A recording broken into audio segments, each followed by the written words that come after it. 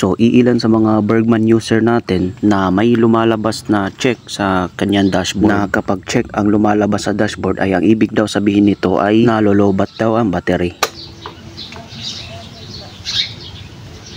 So yan, nung nag-on tayo sa susian ay wala kayong naririnig na may umuugong sa fuel pump. At yan, ang lumalabas sa dashboard ay may check. Yung average gas consumption nawawala, yung bar temperature din niya sa gilid ay hindi normal. So i-start natin kung gagana ba.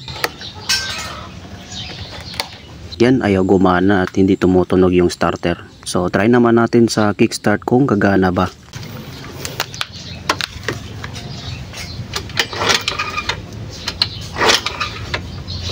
So yan, ayaw umaandar din mga boss kahit sa kickstart. So ang tanong, bakit nga ba may nakalagay na check sa dashboard at ayaw umaandar? So ito mga boss, halimbawa lang po ito para aware din kayo kung bakit may lumalabas sa check sa dashboard. So, dito nyo lang makikita sa fuse. So yan, buksan natin sa may fuse.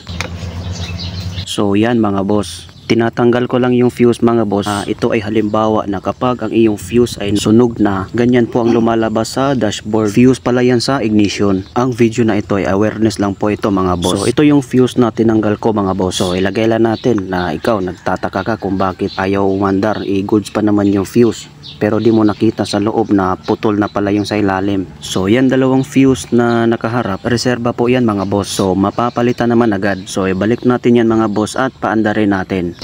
Yung fuse pala na binalik ko mga boss ay fuse po yan sa ignition. So i-on na po nating susian mga boss kung may lumalabas pa ba na check sa dashboard.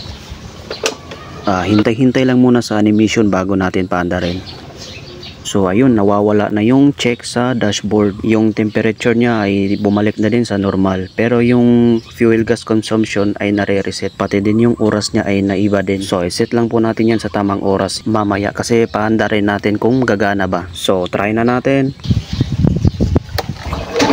Ayun, umaandar na siya mga boss. So yan, kung nakikita nyo ay nawawala yung gas consumption, nare-reset. So kailangan lang yan patakbuhin mga boss para bumalik ulit. So nagtataka kayo mga boss kung bakit nasa 0 pa rin yung speed meter kahit naka-on naman yung makina. Naka 14 inches kasi ako mga boss, kaya sayad siya konti sa baba. So i-off muna natin ang makina at i-on ulit kung umaandar ba sa kickstart.